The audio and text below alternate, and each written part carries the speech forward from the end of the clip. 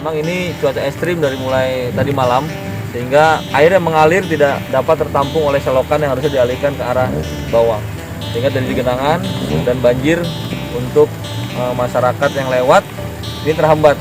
Jadi kami dari Polres Simelu memperlancar kegiatan masyarakat dalam hal transportasi untuknya menghadapi cuaca ekstrim ini. Dan ini adalah bukti bahwa kami hadir untuk masyarakat, dan insya Allah ini akan bekerjasama dengan semuanya untuk membantu menghilangkan hambatan dari transportasi.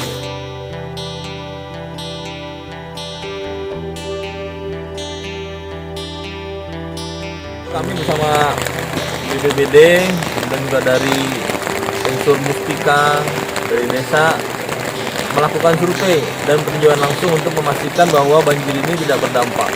Alhamdulillah untuk kerugian bisa kita minimalisir lewat edukasi dan sosialisasi sehingga masyarakat cepat melaksanakan pembersihan, dan juga untuk beberapa tempat seperti desa yang sekarang ini Bang Abail dan semuanya yang tadinya hampir pinggang sekarang sudah semata kaki dan bervariasi.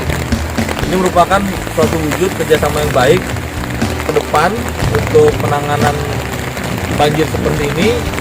Kami akan mencari akar permasalahannya sehingga action plan yang ada baik jangka pendek, jangka menengah, jangka panjang bisa kita laksanakan secara bersama.